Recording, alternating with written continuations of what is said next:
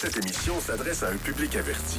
Doc Mayou et José Arsenault. Au réseau Cogeco, vous écoutez Doc Mayou et José. Avec le Doc et José Arsenault. Bonjour tout le monde et bienvenue dans l'émission Le Doc Mayou et José. Bonjour Doc. Oui, bon matin José.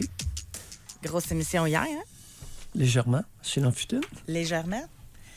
Oh, ça s'est exprimé. C'est possiblement notre record de courriels, de textos, d'appels, c'est incroyable. Mm-hmm. Ça a vraiment... c'est un sujet qui était très polarisant aussi. Mais je suis contente que l'émission soit terminée et qu'on passe à un autre sujet aujourd'hui. C'est le fun des fois, hein, c'est ça. On a dit ce qu'on avait à dire, exactement. Oui. Pour le sujet de ce matin, c'est un article qui m'a émue. C'est un article qui m'a touchée. Puis là, les gens ont dit, de quoi qu'elle parle? Parce que déjà, j'ai publié notre question du jour sur la page Facebook. Puis déjà, on a plusieurs réponses intéressantes. Mais c'est dans le cadre de Belle cause pour la cause. C'est sensibilisation concernant les problèmes de santé mentale. Et moi, je suis pas vraiment quelqu'un qui lit la section des sports là, dans le journal puis qui écoute les nouvelles du sport. Mais je remercie d'ailleurs Mathieu Leca, qui est journaliste dans l'Outaouais. Il a mis cet article-là sur son Facebook, fait que ça m'a permis de le voir. Où on parle, c'est un témoignage de Clint Malarchuk. Lui, c'est un ex-gardien de la Ligue nationale de hockey. Il a eu un parcours, là, mais vraiment incroyable. Tout d'abord, vu que c'est Belle cause pour la cause, vous devez vous douter qu'il y a des problèmes de santé mentale. Là. Lui, l'article commence, là, puis ça dit « J'ai une balle dans le crâne. Je suis toujours pleinement conscient. Je panique. Pas question de leur dire que c'est une tentative de suicide. Je demande à ma femme de mentir et dire que c'est un accident. » Donc, elle fait une tentative de suicide. Et là, il raconte... Ah, OK, je croyais que c'était au figuré. C'est au propre. C'est au propre. Il s'est tiré une balle, probablement une balle de 22. Fait que là... Une balle de 22 dans la tête et la balle... J'ai eu quelques patients qui sont demeurés soit avec des éclats ou des balles dans le crâne. Et là, il raconte que plus jeune, là, lui, il dit le seul endroit où il se sentait bien, c'était sous la patinoire. Il dit il souffrait d'anxiété, de dépression, ou il disait qu'il ne sait pas si c'est à cause de ça qu'il se sentait mal ou parce que son père est alcoolique. Mais écoutez la phrase. C'était une bonne personne pourtant, mais quand il buvait, il devenait un monstre. Bon. Et là, il raconte aussi... c'est quand même spécial, hein? Incroyable, le phénomène de déni, n'est-ce pas? C'est une belle personne, mais c'est un monstre. C'est ça. Je pensais à vous quand j'ai lu ça. Ben oui, les belles personnes qui deviennent des monstres avec l'alcool. Ouais. Ben oui. Il dit, je me rappelle mes frissonnements sous mes couvertures après qu'il eut fracassé les fenêtres de la maison à 40 degrés sous zéro. Fait qu'on voit le genre, là. Il souffrait aussi de comportements de troubles obsessionnels compulsifs. Parce que lui, là, il avait constamment le besoin de s'assurer que tout allait bien pour sa mère. Il avait des phobies des microbes, en tout cas. Bref. Et là, il dit, quand je jouais avec les Nordiques au milieu des années 80, je n'avais qu'une chose en tête. Ne rien laisser paraître. Je faisais le clown dans le vestiaire, le gars facile à vivre. Bref, tout pour camoufler mon insécurité, ma nervosité, mes obsessions, sauf qu'en dedans, j'étais terriblement anxieux. Là, je vous épargne des détails. Là. Et là, à un moment donné, est arrivé dans sa vie l'épisode que tout le monde, sûrement, qui suivent le hockey, se souvient. Là. Il y a une lame de son patin qui a tranché le cou. Je sais pas comment... Je suis tellement pas ça, le hockey, je vais sûrement me tromper dans la prononciation. C'est Huey Kropp qui tentait de rattraper Steve Tuttle par derrière, puis le joueur des Blues est tombé à la renverse, puis la lame de son patin lui a tranché le cou. Là, attends un petit peu, oui. Vous vous en souvenez de cet épisode-là? Non, attends un peu. Le couper, ce que je me rappelle, le couper au cou. Trancher le cou, ça veut dire que c'est fini, la tête est tranchée. Est-ce que c'est ça? Est-ce que l'autre est mort? Vous pouvez l'analyser comme vous voulez. Moi, je vous lis ce qui est écrit. La lame de son patin m'a tranché le cou. Et là, ils l'ont transporté, etc. Puis, mais là, la gorge, suite à ça, là, lui, il a eu un gros choc. Mais il est revenu quand même tout de suite après pour rejouer. Il n'a pas eu le temps là, de décompresser, etc. En tout cas, fait que tout le long de l'article, à un moment donné, on apprend qu'il est en choc post-traumatique aussi. Là. Puis ça a été très difficile pour lui de vivre à travers tout ça. Et là, il est encore suivi par un psychologue. Puis il dit c'est 2 fois par semaine. Mais bref, il y a eu beaucoup de difficultés aussi avec sa conjointe, etc. Elle est encore à ses côtés. Mais là, ça m'a permis de découvrir son histoire. Vous irez, on va la mettre d'ailleurs sur la page Facebook de l'émission tantôt à la pause. Là, je vais me charger de ça. Mais là, ça m'a inspiré le sujet d'aujourd'hui, Doc. Oui. Dans quelle sphère de votre vie faites-vous semblant? Lui, là, il a fait semblant pendant longtemps que ça allait bien. Ça glace avec ses chums dans le vestiaire, etc. Puis ça allait pas bien, pas en tout, là. Mais combien de personnes vivent avec ça? Il y en a une, même sur notre Facebook, qui a répondu depuis ma naissance que je fais semblant. C'est ça qui va être intéressant aujourd'hui de comprendre. Oui. Pourquoi vous avez à faire semblant.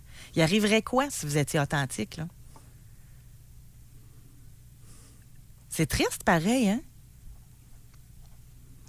Tu sais, il y en a que ça peut être circonstanciel. Il y en a, c'est dans toute leur vie là, qui ont l'impression quasiment d'être imposteurs. Mais il y en a que c'est dans la famille, ça va. Avec les enfants, ça va. Mais rendu au bureau, ils haïssent tellement leur boss qu'ils n'ont pas le choix de faire semblant s'ils veulent garder leur poste. Oui, oui. C'est beau théoriquement, c'est mignon comme tout, de prêcher l'authenticité. Maintenant, quel est le pourcentage de mères qui accepteraient que leurs enfants soient authentiques avec elles? Question que je pose. Quel est le pourcentage de patrons qui acceptent l'authenticité chez leurs employés? Quel est le pourcentage de femmes au Québec, de conjointes au Québec, qui acceptent l'authenticité du conjoint? Quel est le pourcentage de conjoints qui sont capables d'accepter l'authenticité de leur conjoint? Bonne question, n'est-ce pas? Deuxièmement, c'est quoi le prix à payer pour être authentique? Ça va vous coûter combien? Mais là, voulez-vous qu'on parle de ceux qui n'acceptent pas ce matin ou bien de ceux qui jouent la game, là? Pardon? Voulez-vous qu'on parle de ceux qui n'acceptent pas l'authenticité des autres, c'est ça? Bien, ça pourrait aller un peu ensemble. OK. Pas de problème. Et ça peut, parce que c'est lié. Alors, il y a des individus qui font semblant parce que l'autre n'est pas capable de faire face à l'authenticité. OK. Mais dans un premier temps, on peut mais faire c'est de pas l'espace ça peut à ceux pas qui font être, semblant. Et pourquoi font-ils mais semblant? ça peut pas être une responsabilité de la personne. Tu sais, si Tu le veux conjoint dire- ne l'accepte pas, là, que ton authenticité, là, Oui. ben, c'est son problème à lui, là. Toi, il me semble Oui. que... Oui, mais il va arriver quoi? Il va arriver quoi dans une relation intime? Il va arriver quoi dans une relation professionnelle ou une relation familiale? Si quelqu'un se permet d'être authentique puis dire à l'autre, c'est ton problème de faire face à mon authenticité. Il arrive quoi? Ça peut être laid. Ça peut être laid. Alors, ce n'est pas sans raison que l'individu malade de choc faisait autant semblant depuis son enfance. Il lui serait arrivé quoi s'il avait été authentique avec son père extrêmement violent? Mais oui, ça aurait dégénéré en ça. une tuerie? Je comprends. Puis si dans le vestiaire, il avait dit à ses chums tout ce qu'il ressentait puis toutes ses difficultés psychologiques, ben il l'aurait peut-être pas mis sur la glace. Là. Bon, C'est ça, voilà. je le comprends très bien. Là. Alors, il n'a pas eu le choix de faire semblant une grande partie de sa vie. Fait qu'aujourd'hui, on peut faire ça en une question plus longue. Dans quelle sphère de votre vie vous faites semblant et pourquoi? Il arriverait quoi si... Qui vous empêche d'être authentique? Qui n'accepterait pas votre authenticité? Êtes-vous d'accord? Ah, tout à fait. Ben oui. Parfait. Fait que comme ça, les deux, on est satisfaits. On a les deux nos réponses qu'on Ou veut qu'est-ce que vous entendre. craignez? Quelle est votre crainte à être authentique? Quelle est votre crainte? Perdre votre job, perdre votre conjointe, perdre votre confort, votre niveau social, beaucoup d'argent. Être violenté, par exemple, les adolescents. On ne les oublie pas, les adolescents qui se permettent d'être authentiques avec leurs parents reçoivent régulièrement des saprés-claques à la gueule. Ça m'est rapporté régulièrement, José. On s'entend qu'aujourd'hui, le texto va se faire aller, j'ai l'impression. Fait que soyez assurés que tout va rester confidentiel. Oui. Et, Euh, mise en garde habituelle, José, vous effacez ce que vous ne voulez pas qu'on lise lors d'un possible rapt de votre cellulaire Excellent. ou de votre tablette. Fait qu'on va aller à la pause. Alors, vous pouvez réserver votre circuit téléphonique tout de suite. Ça va être très intéressant d'entendre ce que vous avez à dire là-dessus. Il y en a que c'est très assumé, hein? sais, à partir, moi, je regarde ceux qui ont écrit sur Facebook. Il faut qu'ils soient assumés. Là. On voit leur face, c'est leur nom, etc. Oui. Fait que vous pouvez bien sûr réserver votre circuit téléphonique. Dans quelle sphère de votre vie faites-vous ça? Jusqu'à 11h, au réseau Cogeco. Doc Mayou. Doc Mayou et José. Et José Arsenault. Avec le Doc et José Arsenault. Alors aujourd'hui, on veut savoir, en passant, attends un petit peu, c'est mon erreur ici, on veut savoir dans Oui. quelle sphère de votre vie vous faites semblant.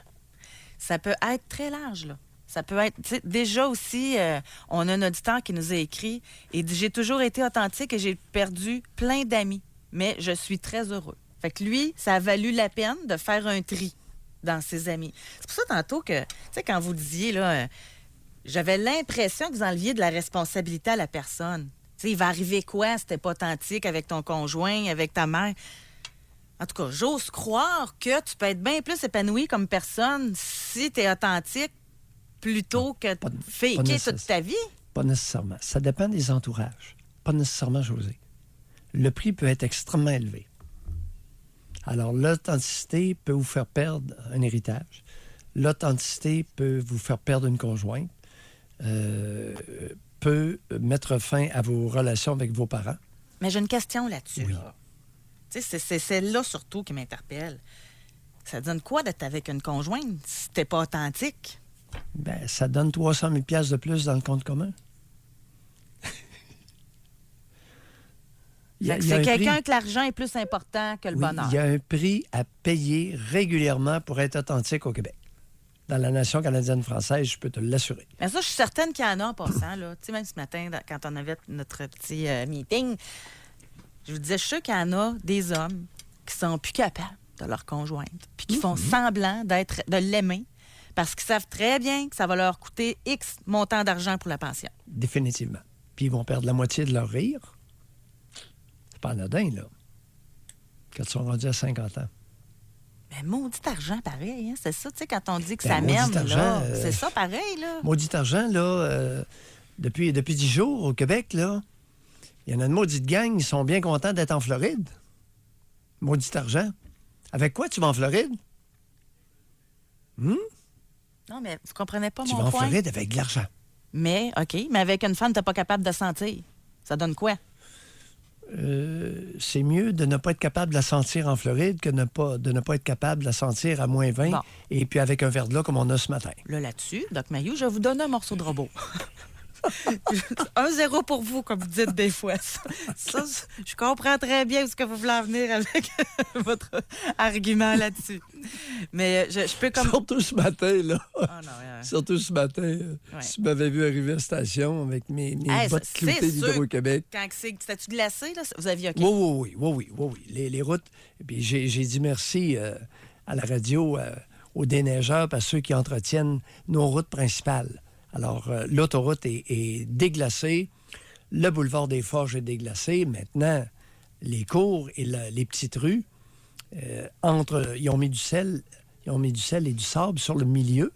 Maintenant, moi, à partir du milieu, à me rendre de l'autre côté du trottoir, dans une entrée, c'est sable à glace.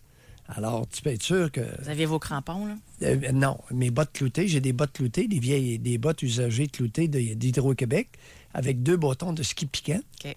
Ça fait que, mais j'ai failli tomber. Je ne suis pas tombé, mais je t'assure que j'avançais tranquillement, même avec tout mon arsenal. OK. Alors, faire semblant, là, si je faisais semblant, je serais furax ce matin. Ouais. Alors, j'ai eu une pensée douce pour ceux qui sont en Floride, là. On a quelqu'un Ou qui au a Mexique. écrit Oui. Ma crainte serait de perdre mon conjoint et mes amis. Je suis toujours dépressive depuis mon enfance, donc ce serait trop lourd pour les autres. Je suis perçue comme une personne très heureuse, très joviale. Ah. Et je peux bien le cacher, heureusement. Oui, OK. Alors là, c'est Madame Sourire. Alors, c'est Sœur Sourire qui a inventé l'attitude. Et ça s'est répandu comme une traînée de poudre. Et là, il y a plein de personnes qui sont Madame Sourire, particulièrement des personnes qui ont des problèmes de poids. Alors, régulièrement, moi, je vois des personnes obèses qui sont de véritables Madame Sourire. C'est vrai, pareil. Hein? Inutile de te dire qu'après 2 ans de psychanalyse, il n'y a plus de sourire. On découvre une grande tristesse. Ben voyons. Alors, la dépression depuis l'enfance, les traumatismes depuis l'enfance. Vous savez, la jovialité peut être un artefact chez l'être humain. Ça peut être authentique, mais ça peut être un artefact. Ça peut être Mais ça ne doit pas aider. Oui.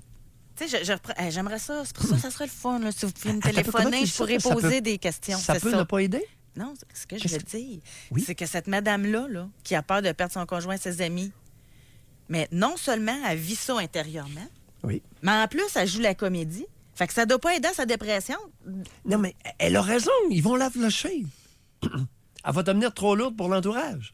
Si elle n'est pas accompagnée adéquatement par un intervenant ou une intervenante. Elle n'a pas tort. Elle a pas tort, mais il va falloir qu'elle s'aide un petit peu, là, justement, Ben qu'elle oui, consulte. il va falloir qu'elle consulte. Tout à coup, qu'elle tombe sur une nouille. Ben là, on fait quoi d'abord? Mais- Reste de même, puis continue à sourire. Ben oui, il y a beaucoup de monde qui vont mourir dans l'état qu'ils ont vécu toute leur vie. Oh oui. Tout ça existe. Ben oui, ça existe, mais moi, j'aime bien... en tout cas, vous allez rire de moi peut-être, là, mais j'aime bien mieux envoyer un message d'espoir, là, tu sais. Essayez, là, de vous prendre en main, de consulter quelqu'un, d'essayer de vous aider. Oui, c'est beau. Tu sais, il y a Mais ça- plus de chances que ça arrive que si tu fais rien, selon moi, là. Ça dépend ce que tu fais. Admettons, tu tombes sur une nouille, sur une deuxième, peut-être la troisième va être la bonne. Il y a des intervenants qui peuvent empirer leurs clients. Ça existe aussi.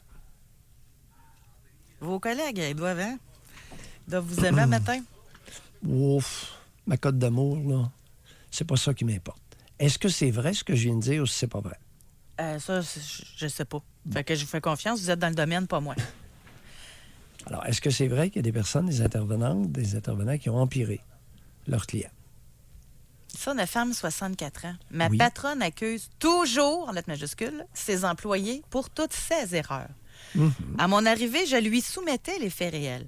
Puis, en la connaissant, j'ai cessé d'intervenir. Je la laisse nous dénigrer face aux clients. J'aime mon travail, mon salaire. Je veux donc garder mon travail. Te souviens-tu d'une intervention qu'on a faite, que j'ai faite il y a quelques jours?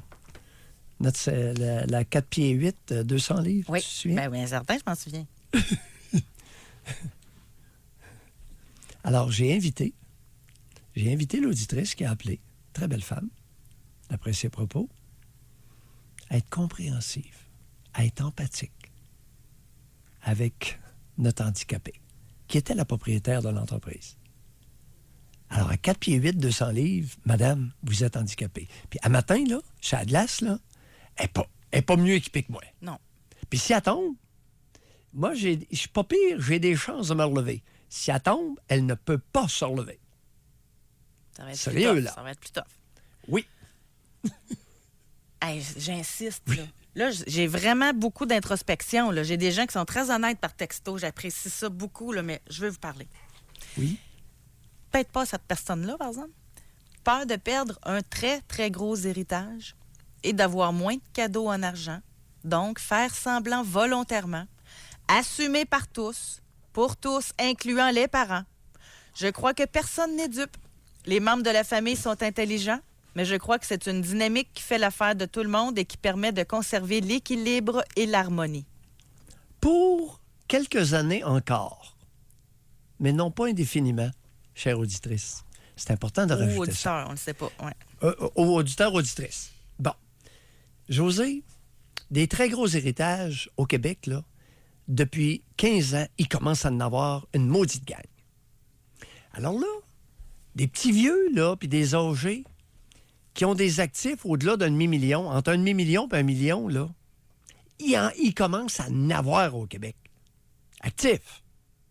À leur décès, on vend tout ça, puis là, on se ramasse avec 600, 700, 800 000.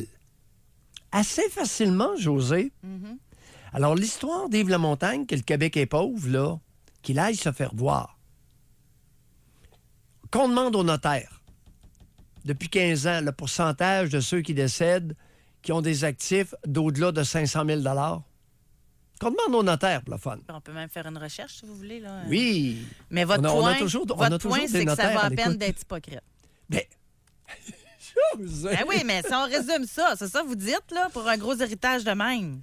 Ben, José Arsenault, Oui, Pierre Mailloux. tu vas m'obliger à me compromettre dans certaines situations, la fin justifie les moyens. OK, datant du 8 C'est juillet... pas vrai qu'en étant authentique, on va se priver d'un héritage de 600 000 $. C'est pas vrai. OK, datant du 8 juin 2016, un article de Pierre Couture dans le Journal de Québec. OK, je l'ai ici. Attendez, j'ai le détail. Selon vous, là, c'est quoi la moyenne en héritage que les Québécois reçoivent? Elle a grimpé substantiellement. Je le sais pas. J'ai hâte de t'entendre la moyenne. OK, mais vous n'êtes pas capable de dire un chiffre, Non, là? non. La moyenne de ceux qui laissent des héritages? OK. La moyenne canadienne, Oui. c'est 180 000. Oui. La moyenne québécoise, 215 000. Hey! Yes! En quelle année? 2016. Yes! Hey, moyenne, José! La moyenne est d'un quart de Il y en a qui million. ont rien. Il y en a qui ont rien.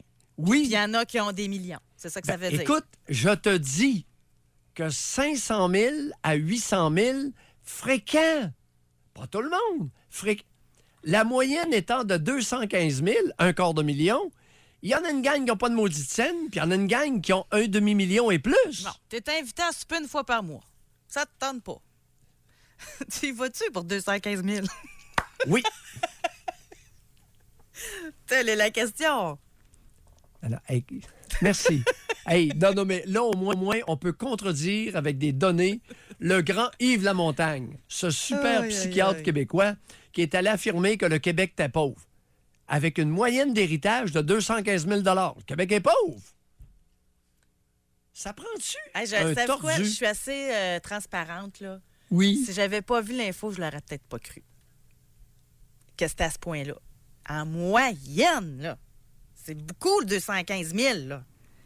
Puis au-dessus de la moyenne canadienne. En plus, ça non plus, je l'aurais peut-être pas cru, là. Sais-tu sur quoi je me base? José, je vais te faire une conférence. Mais en Ontario, en Colombie-Britannique, là, c'est 15 000 de plus, par exemple. Oui. OK? Bon, eux autres sont plus riches, là. Sais-tu sur quoi je me base?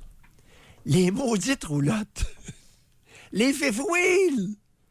Mais est-ce que je suis le seul à observer que sur les autoroutes du Québec, depuis 5 ans, il y a un maudit paquet de fifth wheels puis de gros... les autobus, là, comment t'appelles ça? Les Winnebago, là? Là, oui, les gros Winnebago, puis... Les roulottes, c'est ça. Les... Hey, ça vaut entre 300 et 500 000 $, c'est pas il y en a des 1 million aussi, là. Hey, je regarde la licence. Québec. Des motorisés, c'est ça que... Des motorisés. C'est ça. Québec. Ça vient d'ici. Donc, vous êtes sur la route. Moi, l'été, je suis sur le fleuve. Vous devriez voir les beaux bateaux. Vous dites de quoi? Il y en a des beaux. Non. Il y en a des gros.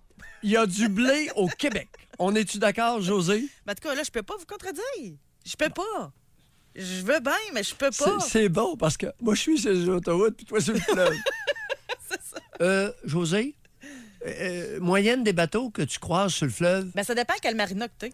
Non. En général, pendant tout l'été, la moyenne de valeur des bateaux que tu as croisés, à peu près, à l'œil. 85, 90? Il y en a tous les prix, c'est ça. Il y en a à 300 000, il y en a à 800 000, puis il y en a à 30 000. Un estimé moyen, oui, mais c'est parce que moi, vous me connaissez, je ne veux pas dire n'importe quoi. Fait que je veux... OK. C'est dur. Mais à l'œil. Ben, mettons qu'une moyenne... Si on inclut Montréal, si on inclut toutes ces places-là... juste à Marina de Québec, il y a du bateau là. Pas loin de 100 000 en moyenne? Mettons une moyenne. Auto.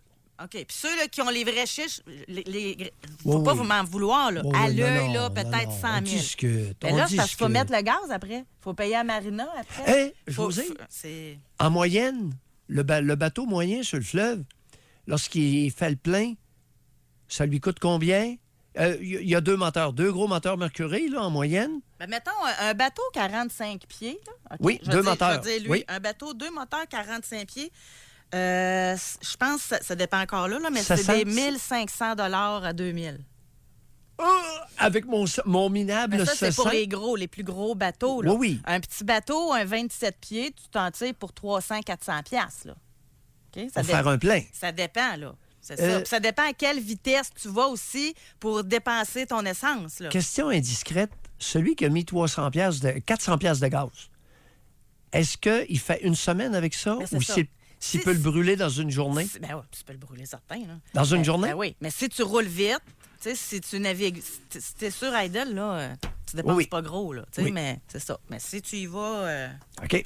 T'as pas rempli pour la semaine, là. T'as peut-être rempli pour la journée. mettons, tu t'en vas Québec-Montréal, là, tu sais, ça passe, là. C'est ça. OK. Ouais, on va aller à la pause. Ben, c'est le fun de parler d'argent. Tu trouves ça? Moi, j'adore ça. Alors, mais par contre... Hey, il y a une chose. Nous deux, là, on n'est pas authentiques. On est deux maudits faiseux semblants. Non, mais par contre, moi, c'est peut-être le genre là, qui Oui. différencie. Oui. Moi, j'aime pas qu'une femme elle reste avec son conjoint juste pour l'argent ou l'inverse. Parce que ça doit être dur à suivre au quotidien. Tu n'es plus capable de l'endurer, Non, puis tu c'est- restes oui, oui. pour la pension ou tu restes parce que tu veux garder la maison. Ça doit être terrible. Puis ça doit amener des femmes en dépression. José, quel prix est-on prêt à payer pour ne pas être authentique, pour faire semblant? Il y a un prix. Tu as tout à fait raison. Et je pense que les femmes tolèrent moins bien faire semblant que les hommes. Je pense qu'il y a un biais de genre ici. Mais j'irai Ah, pas ça plus serait-tu loin. pour ça que dans 8 sur 10 des fois que c'est la femme qui demande la séparation? Parce qu'elle l'a mené quand c'est assez, c'est assez? Elle n'est pas capable. Tandis que l'homme, lui, il calcule. L'homme peut faire semblant beaucoup plus longtemps.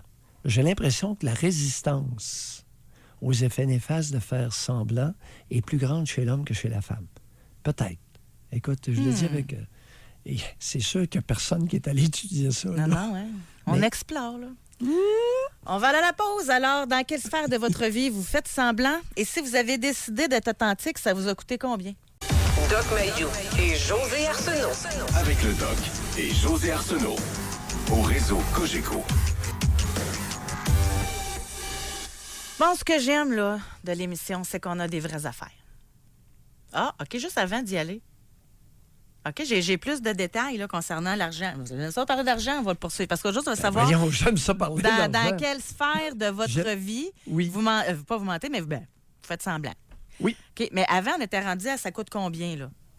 Ouais, il y a un prêt à payer, par contre, au niveau de la santé, au niveau de l'équilibre personnel. Oui, c'est pas gratos. Mais là, on là. parlait d'argent là, concernant les Oui. fifth wheels puis les bateaux. Là. Quelqu'un qui nous a écrit qu'une sortie de Wakeborg sur le lac Memphremagog, un 22, ça coûte 350-400$ la sortie de 3-4 heures. Mais les autres, ça roule aussi, puis tout ça. Là. Puis il y en a un autre qui dit, moi, je vis près d'une marina, puis j'ai pas vu beaucoup de bateaux sortir l'été dernier. Les gens semblaient les utiliser comme chalet sur place. Ça, je le confirme. Oui. J'ai fait 2 marinas dans ma vie, là, une à Québec, une à Batiscan. Puis il y en a à Québec, là, c'était quasiment un exploit d'aller virer à l'île d'Orléans. Là, tu sais. Fait que il y en a que c'est vraiment comme un petit chalet, mais c'est une super belle place pour vivre. Tu sais, c'est un bel environnement. Oui. Chacun a ses affaires, là, tu sais. Mais c'est vrai qu'il y en a qui sortent pas. Ben oui, entre 400 et 1500 $ du plein, il y a des personnes qui y pensent 2 fois. C'est sûr. Ici, on a Homme 33. Avoir été authentique m'a coûté 20 000 et 6 mois de séparation de mon enfant. Ça, on est dans la réalité. On est dans la réalité. Puis 20 000, c'est pas cher, là. Mais le 6 mois de séparation de son enfant, il a été 6 mois sans avoir accès à son enfant. C'est fréquent, José. OK, la personne qui nous a écrit pour dire qu'il faisait semblant dans la famille à cause de l'héritage, là, Oui. aurait écrit. Je suis la personne qui vient d'écrire qui fait semblant à cause de l'argent. Pour l'héritage, on parle de quelques millions. Aïe, aïe, aïe, aïe, aïe. Est-ce que le Doc Mayou comprend notre faire semblant? Oui! Il comprend très bien. Et vous encourage à José continuer. aussi.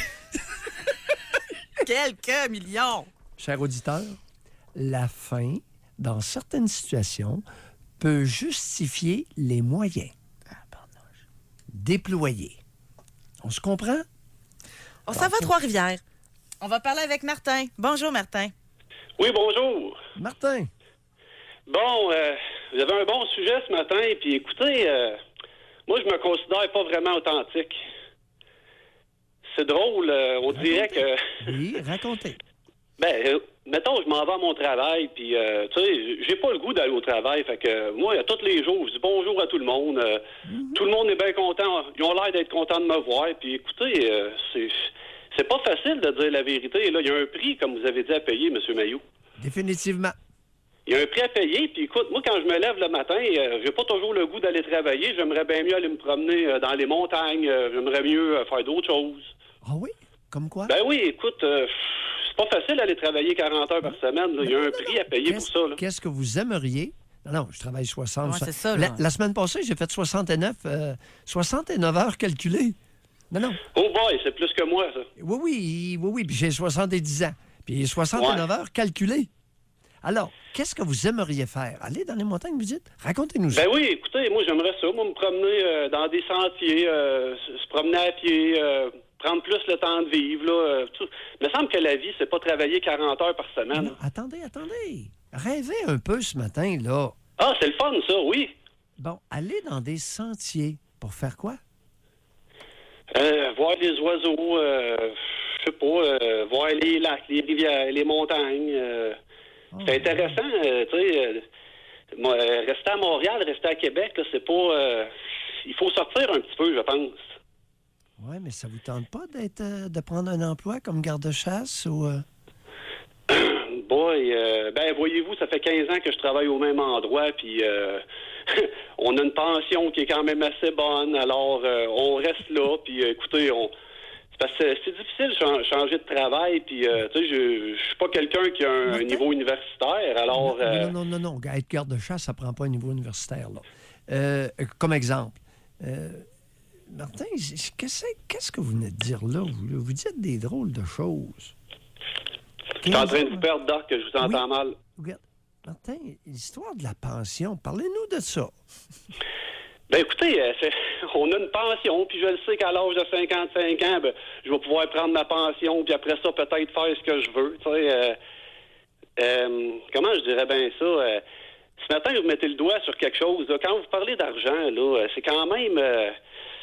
c'est pas facile là, de dire aux gens autour de toi vraiment la vérité. Dire la vérité, là... je suis pas sûr. Moi, tout, là, je regarde les héritages. Là, vous parlez d'héritage, puis, si je dis la vérité dans ma famille, moi, tout, je peux perdre une coupe d'héritage, là.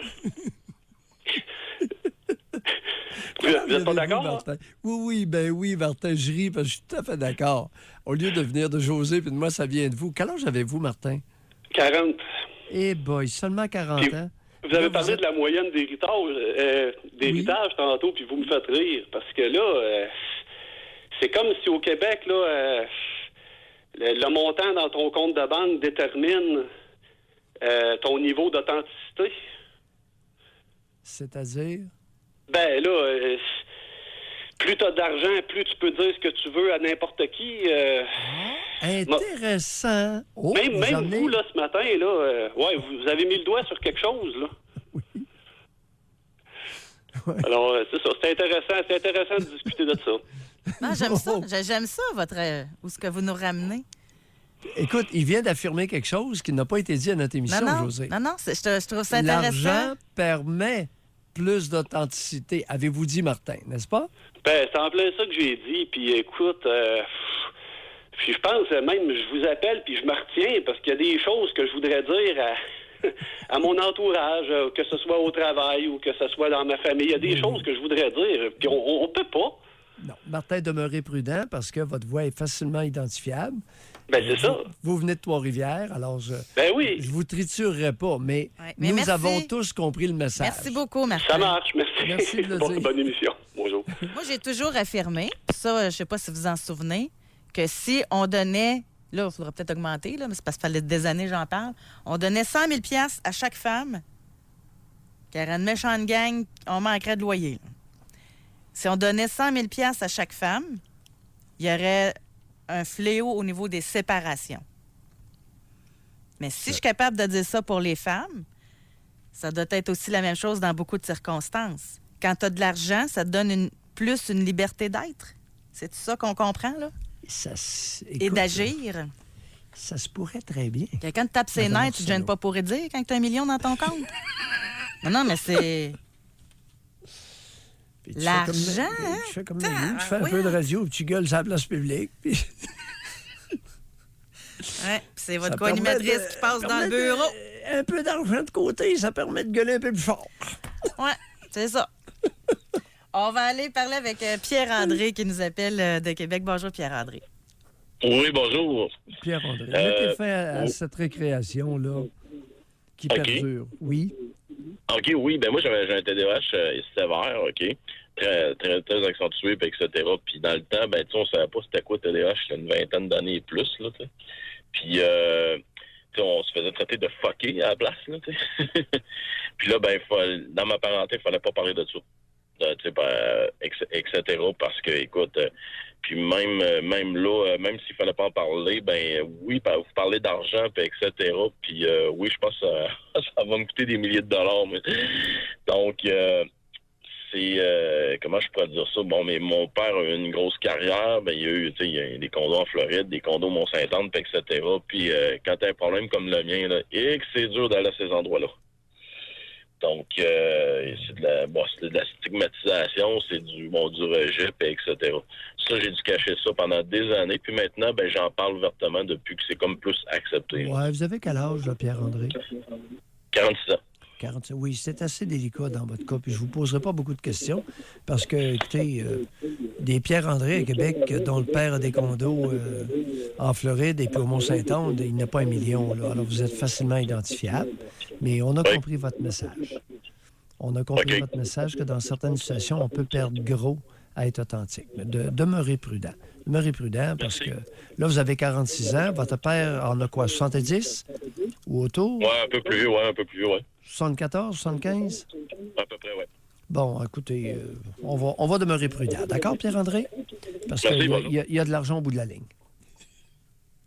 Non, il y a des fois de la grosse argent. Exact. Non, écoute, le Québec est pauvre, là. On va-tu en revenir avec ces maudites niaiseries-là? Mais là, on va-tu retourner autour de l'argent tout le long, là? Faites Ben, du semblant, là. La réponse, ça va toujours être à cause de l'argent. Bien, José, que tu le veuilles ou pas, il y a 2 grosses patentes qui motivent les comportements humains. C'est l'argent et le sexe. Alors, quand on parle Non, pas un d'homme- homme ne fera pas semblant d'aimer sa femme puis d'être fin pour avoir du sexe, là.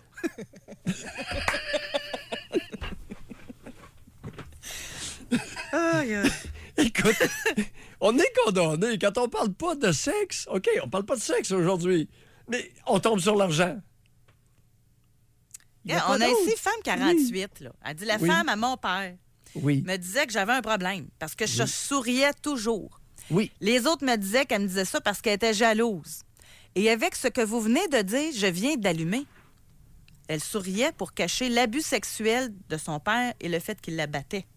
Ouais. Il serait arrivé quoi, ça l'avait dit? Il nous manque ça comme info. Oh! Le prix à payer pour les dénonciations d'abus physiques et d'abus sexuels. Dans bien des cas, le prix est très élevé parce qu'il y a un phénomène d'exclusion sociale, d'exclusion familiale qui peut se produire, qui s'est souvent produit et qui se produit encore, José. Et là, la récréation est moins drôle. Ouais. Je pense aussi qu'il faut l'avoir vécu pour mieux le comprendre. Oh! C'est moi qui ne l'ai pas vécu, c'est difficile pour moi de comprendre que t'aimes mieux rester dans l'entourage d'un goujat comme ça, là, que de le dénoncer. Bon. Oui, il y a des personnes qui sont lâches, mais il y a d'autres personnes qui prennent soin de leurs intérêts, entre autres financiers. Entre autres, avec le reste de la famille. José, c'est... Alors, il y a ce qui mène le monde. Il y a l'argent, il y a le sexe, puis les relations affectueuses. L'affection. Alors, c'est délicat parce que il y a des familles, à un moment donné, qui excluent un des membres. Peut-être pour des raisons très douteuses. On va à la pause. Réservez votre circuit téléphonique. Dans quelle sphère de votre vie faites-vous semblant et à quel point? Doc Mayou et José Arsenault. Avec le Doc et José Arsenault. Au réseau Cogeco. Dans quelle sphère de votre vie faites-vous semblant? Et pourquoi faites-vous semblant? Il arriverait quoi? À quel prix? Là? Qu'est-ce que ça vous coûterait là, si vous étiez authentique? Ici, on a femme 40 ans. Je fais semblant à tous les jours avec mon conjoint, car nos enfants sont trop petits pour qu'ils puissent s'en occuper en cas de séparation. José, témoignage qui rejoint beaucoup de monde ce matin. Je peux te le dire. J'ignore le pourcentage. C'est comme ça. Femme, 32 ans. Oui. Depuis ma tentative de suicide à 15 ans, je vis pour les autres et je n'ai pas de joie de vivre. J'ai appris à vivre pour moi-même et être heureuse depuis que je suis avec mon conjoint, donc depuis 5 ans. Je suis donc 100% authentique avec lui. Pour le reste du temps, je suis ce qu'il faut que je sois. Je mets le bon chapeau selon la situation. La fille de mes parents, la sœur, l'étudiante, la conductrice, l'employée, la collègue de travail, la contribuable, la patiente, l'amie. Alors, depuis 5 ans... Avec son conjoint. Elle peut se permettre plus d'authenticité avec un homme. José, il va falloir donner ça aux hommes. C'est qu'il y a plusieurs conjoints qui font preuve d'une empathie admirable pour leur conjointe qui ne l'a pas eu facile. Régulièrement, je rencontre ça. Pas souvent, je rencontre une femme qui fait preuve de beaucoup d'empathie pour son conjoint qui ne l'a pas eu facile. Il me semble, dans ma pratique, et c'est empirique ce que je dis là, qu'il y aurait plus d'hommes empathiques à leur conjointe qu'il y a de conjointes empathiques à leur conjoint. Bien, l'homme, en partant, il aime ça se sentir le sauveur. Là. Il aime ça se sentir l'homme fort. Donc, d'avoir une femme plus vulnérable, je pense pas qu'il y ait de problème avec ça. Mm-hmm. Mais à l'inverse, à l'inverse, est-ce que l'homme accepte de montrer sa vulnérabilité à une femme Oh, aussi? écoute, il y en a qui ça paraît. Ah oui, ça. Puis la aucun femme, elle problème, l'accepte moins. Et beaucoup moins bien toléré. D'après moi. On a une Madame Sourire. Oui. J'ai un surplus de poids qui ne part pas, même avec des efforts. J'ai été la bête noire de ma mère qui volontairement m'a mis de côté depuis plusieurs années. Et malgré cette tristesse, je laisse croire aux gens que je suis parfaitement heureuse. J'ai un mari qui m'aime énormément, des enfants tout autant, mais je ne me sens pas heureuse. J'ai l'âme triste, mais vous demanderiez à mon alentour et tous vous diraient que je suis une femme heureuse. Dans le fond, je suis experte à faire semblant. S'il vous plaît, gardez l'anonymat, car je dois poursuivre mon anonymat de Madame Sourire. Sans commentaire. C'est triste. Ce sont de bien petites vies. Mais a-t-elle le choix? Peut-être, peut-être pas. Elle, une dame, elle dit, j'ai fait semblant 15 ans d'avoir du plaisir sexuel avec mon conjoint. J'ai fait semblant d'être heureuse, d'être résiliente. J'ai fait semblant d'avoir confiance en mes capacités intellectuelles alors que je pense avoir un QI inférieur à la moyenne. Le doc a raison pour l'argent. J'ai quitté mon conjoint l'année où j'ai reçu une bonne somme d'argent de mes parents.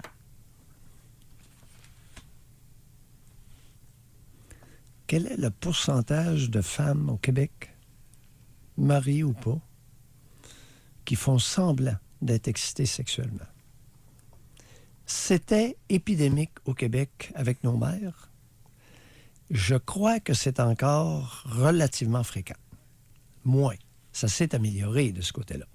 Mais il y a beaucoup de femmes qui ont leur raison de faire semblant, se trémoussent un peu, font semblant d'être excitées sexuellement pour faire plaisir au conjoint afin de ne pas le contrarier, moyennant certains avantages. Généralement, sécurité, le toit, l'argent, ça tourne autour de ça. La paix. Niveau social. On va aller au téléphone, Oui, on va parler avec Nathalie. Bonjour, Nathalie. Bonjour, José. Bonjour, Doc Maillot. Moi, je trouvais important de vous dire que ce que vous avez dit tantôt par rapport à quand on a un gros compte de banque, on n'est plus authentique. Ben moi, je pense pas parce que je suis très authentique, puis mon compte de banque, il est tu sais, juste pour vous dire, là, je suis une ex-infirmière qui a un problème de santé mentale, donc avec la vie, des chocs post-traumatiques, des choses, je suis rendue invalide. Puis j'ai 2 enfants, je suis monoparentale, puis le père, il est plus dans la... Déjà, il est plus là. Fait que puis ça m'empêche pas de... Tu sais, moi, je viens d'une famille de médecins, de psychologues. Ma grand-mère est encore vivante, est encore très riche, puis je m'excuse, là. J'ai coupé avec cette famille-là parce que j'ai vécu beaucoup de choses, de l'abus, de la violence, des mensonges, de l'hypocrisie. Puis j'ai coupé, ça fait 6 ans que je ne vois plus à Noël, que je les vois plus, puis j'irai pas coller ces personnes-là ou parler ou être gentil juste pour un héritage, je m'excuse. Bon, vous avez quoi comme revenu actuellement, Nathalie? Je vous entends mal, Doc Mayou. Qu'est-ce que vous avez comme revenu, comme source de revenu Qu'est-ce que j'ai? actuellement? Ben, la régie des rentes. Je suis invalide.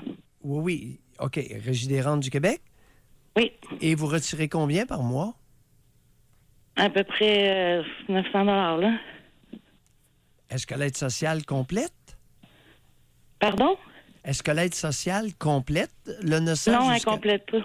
Pourquoi? Parce que le père, il donne une pension de 200 aux 2 semaines. OK. Alors, vous avez 900 400, plus ça 400, fait 1300, donc vous avez plus que le 1047 ou le 1053 de l'aide sociale. OK, je comprends. J'ai pas d'aide sociale, excusez-moi, Non, non. là, je suis Oui. sur la régie des rentes. Oui, oui, j'ai compris. J'ai compris. Parce que si vous n'aviez pas la pension alimentaire, à ce moment-là, c'est l'aide sociale qui compléterait. Mais ça, c'est tout récent, là. C'est parce que le père me poursuivait en cours, là, 2 ans pour avoir les enfants. En tout cas, je rentrerai pas là-dedans, ça va être trop long, là. Ouais. Mais il voulait avoir les enfants comme un père normal, puis c'est un toxicomane schizophrène, puis finalement, il a perdu. Puis là, vu qu'il a fait ça, ben, il est obligé de payer une pension, mais ça fait juste depuis 2 ans, là. Parce Et que mon avec plus quoi? vieux, il a 14 ans, puis c'est Oui, toujours oui. moi qui ai subvenu à ses besoins, Oui, là. attendez un peu. Avec quoi? Est-ce qu'il a un travail? Ben non, il travaille pas, il est sous curatelle. Il est fini. Ben oui, mais attendez un peu. Où prend-il l'argent, le 200 par 2 semaines? Le 400 par mois vient d'où? Ben, il travaille en dessous de la table. Puis, il doit être sa régie, lui aussi, je pense. OK. Vu qu'il a un problème de santé mentale. OK, je sais pas. OK. Merci d'avoir appelé. Ben, je vous remercie, mais Oui. je trouve votre émission bien bonne, mais il y a des fois où vous me décevez tellement, c'est comme pour l'argent, là, tu sais, c'est pas quand on est authentique, c'est au fond de notre âme, là, ça n'a pas rapport avec des questions d'argent. Quand on veut être vrai, on l'est. Nathalie. Quoi qu'il arrive, là, je suis bien d'accord avec tous ceux qui ont parlé. Oui. C'est sûr que quand on veut garder son travail, c'est sûr qu'on ne dira pas tout parce qu'on veut garder son travail ou on veut pas perdre son conjoint. Mais en tout cas, pour moi, là, personnellement, là, être authentique, ça fait partie de moi. Je peux pas faire ça pour de l'argent. Nathalie, c'est votre liberté et vous l'exercez. D'accord. Merci, Excellent. Nathalie, de nous avoir Bye. parlé. Merci à vous. Bonne émission. Tout le monde ne sont pas comme Nathalie. Alors, il y a une mosaïque humaine qui est très diverse, avec toutes sortes de monde. On n'a pas tous les mêmes valeurs. Alors, Nathalie, c'est la décision qu'elle a prise. Oui. Elle verra dans l'avenir. Il y en a qui cachent leur malheur, puis il y en a qui cachent leur bonheur. On a ici Femme 49. Oui, oui. Ce que j'ai appris au fil des années, quand on est trop heureux et qu'on en parle à ses collègues, de la famille, des voyages, de l'argent, on se crée des ennemis à cause de la jalousie qui s'installe. Donc, j'évite de parler de mes bonheurs au bureau car j'en ai souffert beaucoup de la jalousie. On dirait par contre que quand on fait le mal, là, on a toute l'attention des autres et les sourires. Oui, oui. Et pour une femme, s'il vous plaît, je ne recommande surtout pas d'aller pavoiser au bureau avec des collègues de travail sur votre épanouissement sexuel. C'est la dernière chose à faire. Alors, si vous avez bien joui, gardez ça pour vous. C'est un plaisir intérieur et savourez-le. On va à la pause. Doc Mayou et José Avec Doc Mayou et José Arsenault. au réseau Cogeco. Alors, dans quelle sphère de votre vie vous faites semblant? Pourquoi? Et si vous avez décidé d'être authentique, à quel prix? On va aller parler avec Claude, qui nous appelle de la Mauricie. Bonjour, Claude. Bonjour. Moi, j'aimerais parler au Dr Mayou. Je vais y raconter assez rapidement là, ce qui s'est passé. Moi, j'ai été jeune. Je suis pas jeune, là, mais quand j'étais jeune, ma famille, ça allait. Puis j'ai fait mon cours classique au séminaire de Joliette. Je suis un médecin, moi, retraité maintenant. J'ai fait mon cours classique au séminaire de Joliette. Lorsque j'étais avec l'Église, les prêtres, puis tout ça, je me sentais authentique, puis je me sentais couvert, protégé, toute l'histoire. Quand je me suis en allé à l'Université de Montréal, dans le temps, nous autres, la médecine, c'était 4 ans. On était médecin après 4 ans. Là, j'ai commencé à plus être moi-même parce que moi, je suis un homosexuel. Imaginez-vous ce que j'ai pu vivre. Je me cachais à l'université. Il y avait beaucoup d'hommes, beaucoup de femmes. Il y avait des religieux, tout ça. Je me cachais ou faisais semblant de ci, de ça, où j'allais avec les gens dans certains parties pour faire semblant. assez que dans toute ma carrière, j'ai travaillé longtemps moi, dans des CLSC. Face aux malades, face aux patients, je faisais vraiment semblant. J'étais mal, là, parce que les autres, ils me racontaient des choses que je vivais, que je ne pouvais pas lui donner des conseils ou ce que je leur donnais. Tu sais, c'était pas réaliste, là. Ce qui est arrivé avec le temps, là, à force d'accumuler cette façon de faire semblant, ben, je me suis ramassé au Montreal General à Montréal, à l'hôpital général de Montréal, en psychiatrie.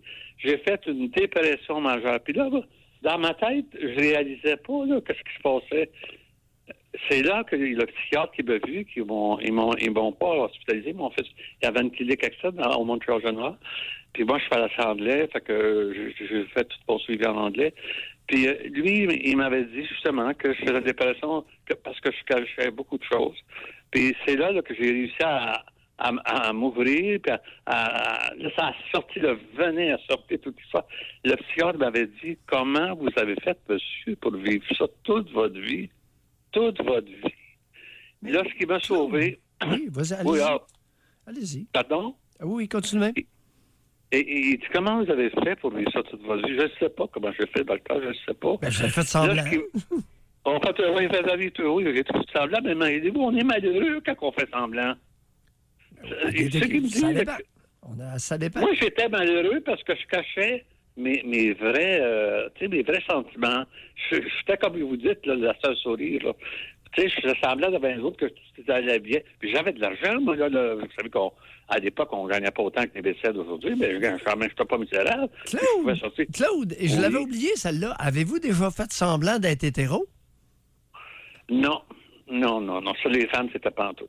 Non. Avez-vous déjà eu une relation sexuelle avec une femme? Non. Puis j'étais pas intéressé du tout, je vous le dis. Vous êtes un des rares. Chapeau, vous êtes quasi le premier, José, homme homosexuel, qui dit non, moi, une femme, je suis homosexuel, une femme, ça ne m'intéresse pas. Ouais, et j'ai pas. Parce qu'ils font à peu près tous. Vite. On ne mettra pas le blanc de ces autres. Il y en a qui se sont questionnés, puis qui. C'est juste qu'ils voulaient explorer pour être sûrs. Là. Oui, mais à quel âge? À quel âge vous avez senti que vous étiez attiré vers des personnes de même sexe que vous? Ben, disons que je peux dire que quand j'ai fait mon cours classique, là, on était dans ce temps-là, vous savez, il y avait des groupes ensemble, des filles ensemble, c'était toutes séparées. Claude, oui. La question est simple. À quel âge que vous avez... J'avais 23 ans quand j'ai dit, là, coudonc, sont bien beaux, ces gars-là, là. Tu sais, là, que j'ai commencé à avoir des attirances. Et vous étiez pas trop précoce? À partir de quel âge? Non, ben oui, mais Dr. Mailloux, dans ce temps-là, tout était attendez, mal. oui, je connais le temps. J'ai 70 ans. Vous avez quel âge? Oui, 73. Bon, ben écoute, on est de la même époque. Bon. On est de la même époque. Attendez un peu. À partir de quel âge vous avez commencé à vous masturber, vous? Oh, bon Dieu, Non, mon Dieu. Qu'est-ce que mon Dieu vient faire là-dedans? On parle de masturbation. Donc, je peux dire, à 16 ans, ça arrivait des fois que je me masturbais, mais j'ai l'habitude de confesser. Non, ça m'intéresse, ça. Claude, pourriez-vous vous calmer? J'allais vous poser une question intelligente. À partir de 16 ans, vous avez commencé à vous masturber. Oui. Okay? Bon, dans votre tête, pendant la masturbation, à quoi vous pensiez? Ben, je vous chance. J'étais bien. J'aimais ça. Non. À qui? À quoi? Qu'est-ce que vous aviez? À qui je pensais? Oui. Ben, je pensais qu'il ne fallait pas que je sois vu par personne. OK, moi, ça va, là. Bon, j'étais dans ma chambre, ça va. OK, trop vieux. Bah, OK, c'est d'une autre époque. Bye, Claude. Bonjour. Mais il amène un bon point, mais... Hey, il se rappelle pas. Il se rappelle pas sur quoi il fantasmait en se masturbant à 16 ans. Il y a juste 73, là. Il n'est pas 98. Ça m'intéresse pas de le savoir nécessairement, mais vous vous en souvenez? À quoi et à qui? On va aller au téléphone. On va parler avec Antoine de Rimouski. Bonjour. C'est discrète, toi, ça? Ben, j'ai pas entendu la réponse. Allô, Antoine. Oui, bonjour. Moi, c'est parce que je suis marié, ça va faire 5 ans. Oui. Et là, moi, je fais semblant d'aimer mes enfants. Mais en vrai, je les aime pas. Moi, je fais ça pour pas gâcher le mariage. Mais là, premièrement, vous avez quel âge? Là, moi, j'ai 25 ans. Puis là, vous vous êtes marié à 20 ans. Ouais. Et il y a combien d'enfants de vous, là? 2 enfants. 2 enfants qui sont de vous ou d'un autre homme? Non, de moi. OK. Ils ont Ils quel ont- âge, vos enfants? Il y en a un qui a 12 ans, puis la fille a 10 ans. Je pense que ça marche pas, là. C'est ce que je soupçonnais. Antoine, Passez une belle journée. calculez mieux l'âge de vos enfants la prochaine fois. Oui. Puis mettez-en un petit peu moins dans votre voix aussi, là. Oui. Alors, 25 ans moins 12 C'est ça. et 13 avec la grossesse. OK? Il a engendré un enfant, il avait l'âge de 12 ans. Et on commence, généralement, les garçons commencent en moyenne à éjaculer à 14. Hey, dès la première phrase, je dis, là, OK, c'est beau. On va parler avec, on va trouver notre sérieux. Oui, mais écoute, il y a des auditeurs qui Mais font ça. il fait peut-être bien frais à Rimouski aussi, là, ça gèle peut-être le cerveau. José, ne parle pas en mal de mon bas de fleuve. Non, c'est parce que poser tout le temps la question au monde. Fait combien à Rimouski? Quand j'ai vu Rimouski, je dis qu'il va être content. Il va poser la question quelle température qu'il fait. Il vient peut-être pas de Rimouski. Ah non, il fait -3, il paraît, à Rimouski. Oui. Bon, on va parler avec Marie de Québec. Bonjour, Marie. Bonjour à vous deux. Marie. Oui, alors donc, moi, c'est avec mon ex-conjoint que je suis plus avec depuis 1 an. Oui. Et puis, la dernière année, je faisais semblant.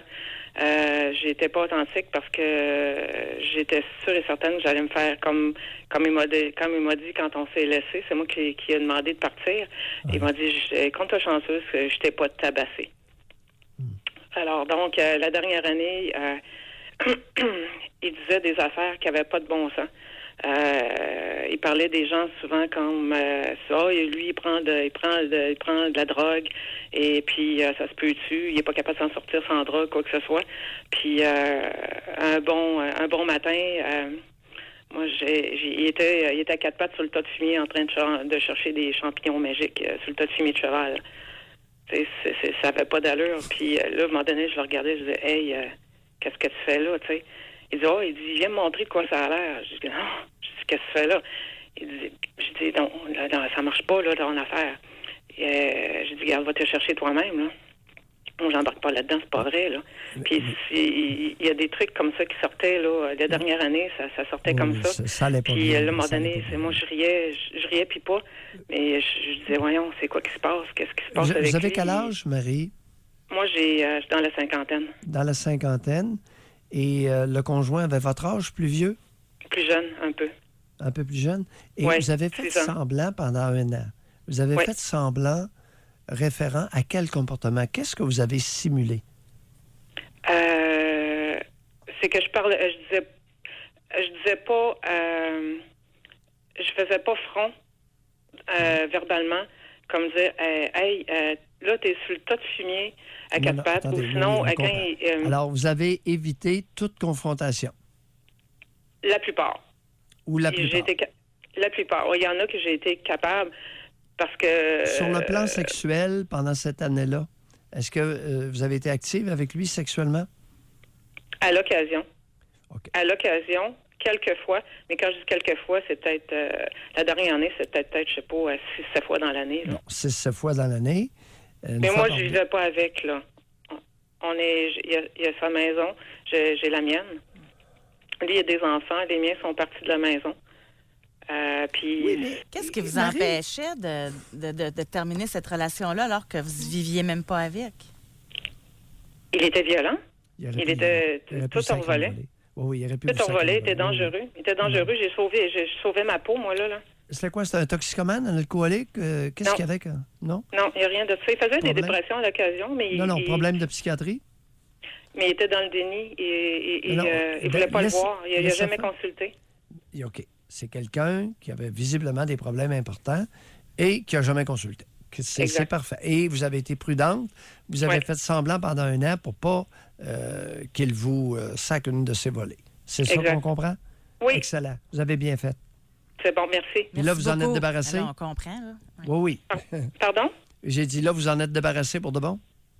Oui, mais j'ai encore une crainte à l'occasion. Je fais attention à ce que je dis, là, parce que c'est quand même, il reste pas loin. OK. Puis j'ai une crainte pareille parce qu'il est timbré, là, il est cinglé, ce bonhomme-là. Oui, oui. OK. Bonne chance. Merci Soyez beaucoup. prudent. Bye. Merci. Merci. On va aller à la pause juste avant par texto. Femme 60 ans, je suis Madame Sourire aussi. Mon mari ne sait pas que je prends des antidépresseurs. C'est court, mais on comprend tout, hein? On va aller à la pause. Mais juste avant, y en a-t-il beaucoup, selon vous, comme psychiatre, vous devez le savoir, là, qu'ils ne disent pas à leur conjoint? Tout est possible. Tout est possible, pour toutes sortes de raisons. Parfois des bonnes, parfois des moins bonnes. Tout ça existe. Okay.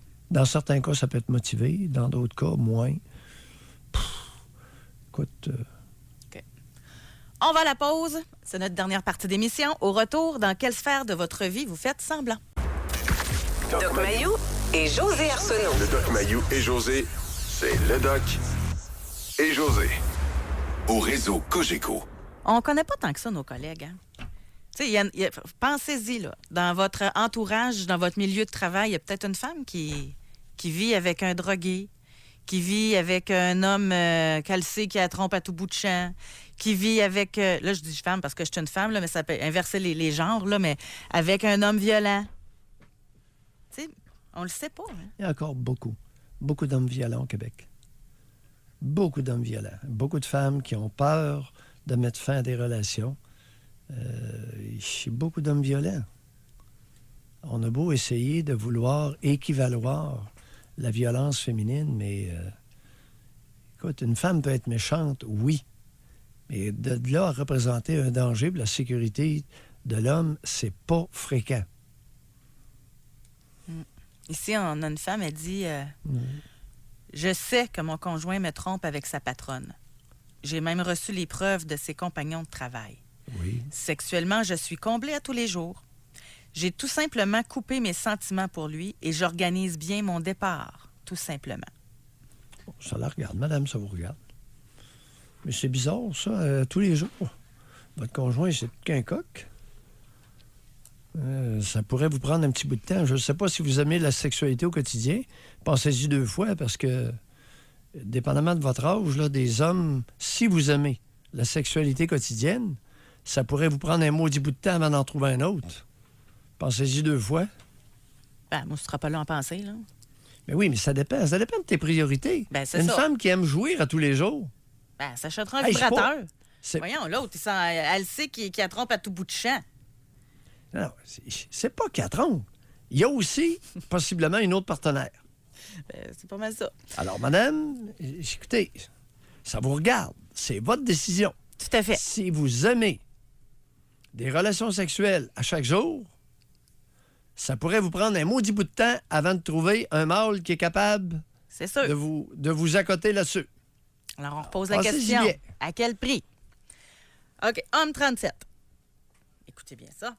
Je trouve que la plupart des faibles qui vous écrient ou appellent sont des personnes qui sont profiteurs au plus haut niveau. Selon moi, aucune raison n'est valable de rester auprès de quelqu'un qui ne nous plaît pas juste pour une sécurité financière. Je préfère me débrouiller seule que de faire équipe avec quelqu'un qui ne me convient pas. Le peuple québécois est vraiment désespérant à voir aller du fait qu'à part se plaindre et s'apitoyer sur leur sort, ils ne prennent pas le contrôle de leur vie et préfèrent s'imaginer ce que serait leur vie s'ils avaient de l'argent. Là, j'ai amélioré un peu parce qu'il y a beaucoup de fautes dans son message. Là. Oui, il y a beaucoup de fautes. Cher ami, 37 ans, votre mépris vous déshonore.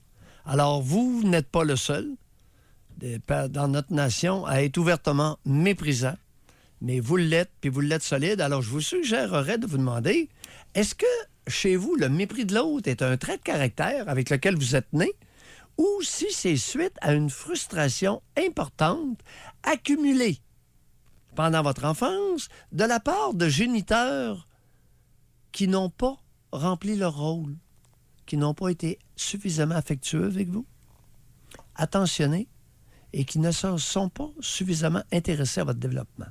Bonne réflexion, cher ami. On va lâche parler. pas. Non, on va parler avec Éric. Bonjour, Éric. Bonjour. Éric. Ancien militaire de vocation, moi, depuis 6 ans, là, je me disais que c'était l'armée. Je m'attendais pas à sortir autrement que d'un... je m'attendais juste pas à sortir des Forces armées canadiennes. Oui. Je suis sorti médicalement par des blessures corporelles, des blessures physiques. Mais en réalité, le gros mal était des blessures d'après-mission. Mais dans ce temps-là, on avait ce qu'on appelait l'escalier de la honte. On voulait pas aller à Valcartier, au 2e étage, pour se faire soigner mentalement. Fait que tout ça, ça m'a amené à la sortie des forces. Mais en bout de ligne, à tous les jours, quand que je rencontre des nouvelles personnes, le temps y a passé, puis on me demande qu'est-ce que je fais comme job, ben c'est pas tout le temps la même job, c'est pas tout le temps... On veut juste ne pas dire qu'on était dans les forces canadiennes pour pas avoir à nouveau à raconter ce qu'on a vécu en mission, puis c'est pas mal ça. Fait que, qu'avez-vous vécu de si horrible en mission? Allez-y, c'est le temps. Tabarouette. Résumez-nous ça, allez-y. Le pire que vous avez vécu, donc chez vous. Le pire, c'est de ne pas être capable de faire notre job en opération. Quand on vous dit qu'on voyait tous les jours où on partait en patrouille, puis on voyait des viols, qu'on les rapportait sur les radios, mais qu'on se faisait changer de secteur pour ne pas avoir à faire notre job, on se demandait qu'est-ce qui se passait à l'état-major. On se demandait aussi pourquoi qu'on se faisait changer de secteur quand on voyait des véhicules, des Suburban se promener, mais qu'après ça, le lendemain, on se faisait dire qu'il y a des enfants qui ont disparu, mais qu'on avait des drones qui survolaient la zone, mais que nous autres, on se faisait à nouveau changer de secteur pour ne pas avoir à faire à prendre des décisions sur ce qui se passait. Beaucoup d'impuissance dans des situations comme ça. Puis là, il faut que tu racontes, toi, que tu étais sur le terrain puis que tu n'as pas été capable de faire ta job de soldat, de protéger le monde local. Quand que tu te fais dire, regarde, venez, eux autres, c'est habituel, venez, les boys, on vous invite à une lapidation. On rapportait ça à la chaîne de commandement, mais la chaîne de commandement, subitement, nous changeait de secteur. Pas capable d'empêcher la liquidation. C'est toutes des choses qui est très, très dur à accepter puis de raconter au commun des mortels qui n'ont pas été dans ce secteur-là, puis tu as un peu peur de te faire dire, ben écoute, t'étais un lâche, t'as pas fait ta job, t'étais là pour protéger le monde, puis tu l'as pas fait. Il y a beaucoup de choses comme ça. Éric, vous êtes en train de nous dire que... Oui, allez-y. Non, mais vous avez assisté à une lapidation à mort? Non, parce qu'on se faisait avertir. Les citoyens là-bas venaient nous voir parce qu'eux autres, c'est un show, ils veulent que le monde... C'est comme leur coutume. Eux autres, c'est normal. C'est comme aller voir un match de hockey. Fait que on se faisait arrêter en patrouille, puis on nous disait, ben garde, là, demain, dans ce secteur-là, voulez-vous venir assister, il va y avoir une lapidation. Nous autres, on était un peu comme horrifiés de ça, lui, il nous invite comme quasiment avec un popcorn, mais on rapportait ça à la chaîne de commandement, puis on espérait pouvoir être là pour agir contre cette situation-là. Mais subitement, on se faisait changer de secteur, puis on ne pouvait pas patrouiller dans ce secteur-là la journée où la lapidation avait lieu. C'est intéressant, puis vous faites bien de le dénoncer. Et, c'est la première fois, puis je ne m'attendais pas à cette question-là. Ça fait... quand je suis allé à la clinique TSO la première fois en 2004, j'ai sorti j'avais des problèmes à réadapter à ma vie civile, puis ils m'ont donné un diagnostic de trouble d'adaptation à la vie civile parce que j'avais peur de divulguer toutes ces situations-là, puis jusqu'à aujourd'hui, je ne l'avais jamais mentionné. Mais là, je pense qu'on m'a appris qu'une prescription de temps, puis mes chums sont probablement plus en service. Fait que, Éric, vous avez quel âge? Oui. 40 ans. Vous avez 40 ans. En quel honneur vous êtes lâché aujourd'hui, puis pour la première fois, vous révélez comment ça se passe, comment ça s'est passé pour vous? Je pense que c'est assez. Je suis tanné de... Vous avez raison. Enough is enough, c'est bol. Bye, Éric. On lâche pas. Merci. Des maudites limites. À faire semblant. Moi, ça me rappelait... À faire semblant d'être un soldat quand tu écoutes. C'est des parures. Allez patrouiller. Allez patrouiller, les petits gars. Non, mais ça dépend en passant. Là. Chaque situation peut être différente. Non, là. lui, c'est ce qu'il a vécu. C'est ça. Il était là. Non, mais il ne faut pas généraliser aux autres. Il faut faire attention. Non, lui, on lui a dit, va patrouiller, mon petit gars, avec tes chums. Exact. Allez patrouiller, les petits gars. Ben oui, lapidation à mort, imagine-toi donc. Dans quel pays que ça existe, ça? Personne qui fait ça. Dans quelle religion que ça existe? Ben non. Faut surtout pas dire que c'est chez les musulmans. Non. Lapidation à mort, spectacle. C'est terrible, hein, pareil. Quand on entend ça, les détails de la façon que ça se fait en plus. Il fallait pas le dire. C'est du racisme. Faut surtout pas intervenir. Moi, je pense qu'on aurait avantage Moi, j'aurais passé l'émission au complet à écouter Éric. Ah oui. On aurait avantage à apprendre ce qui se passe vraiment là-bas. D'avoir un vrai portrait. Écoute, il y a un escalier en haut, là, puis il monte ça, là, puis il y a des intervenants. Puis des intervenantes, non. J'en ai eu des soldats. C'est parce que j'en ai eu des soldats qui m'ont consulté. OK, des ex-militaires ou des militaires poqués là, qui m'ont consulté. J'en ai eu. Bon, j'ai une expérience là-dedans. Ils font quoi, les intervenantes en haut de l'escalier? Les escaliers de la honte, là, qu'ils appellent? Oui. Elles ne veulent pas entendre ce que le militaire a à dire. Hey, gars, c'est quoi le pire? Compliqué comme question, ça. José, c'est une question à risque. Parce que je vais devoir vivre avec la réponse. Imagine-toi donc. Mais moi, j'ai toujours cru que quand tu étais rendu à ce niveau-là, tu étais capable de te détacher, là, puis d'écouter l'autre sans que tu le prennes toi-même sur toi, là. Ah oui. Puis là, il y a des boss qui écoutent, là. Des officiers qui écoutent. Ils disent, oups, padaille, ouais. Éric, tu es en train de parler un peu de notre façon qu'on a opéré à une époque dans certains pays. On parle de l'ex-Yougoslavie. En Bosnie, ces choses-là. Petit reportage sur Sarajevo ce matin, le Journal de Montréal, de la part de Facal. Lisez Facal, puis vous allez comprendre Éric. Moi, ce que j'ai entendu le plus souvent de la part de ceux qui sont allés en Bosnie, surtout, là, le plus tough qu'ils ont trouvé, c'est leur impuissance. Parce qu'ils ne pouvaient pas intervenir. C'est ça qu'ils ont trouvé le plus tough, là, de voir des situations épouvantables, puis ils ne pouvaient pas intervenir. Oui, qu'on peut pas, on ne veut pas, on n'intervient pas. Souvenons-nous du général Dallaire, au Rwanda.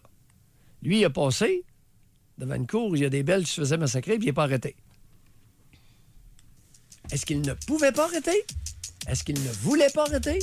Est-ce qu'il a décidé de ne pas arrêter? Faudrait lui demander.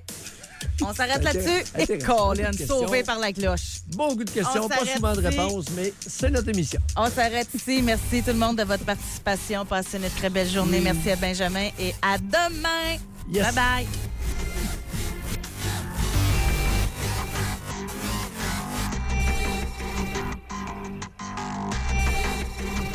Doc Mayou et José. Soyez là demain, 9h30, pour une autre édition du Doc Mayou et José. Au réseau Cogeco.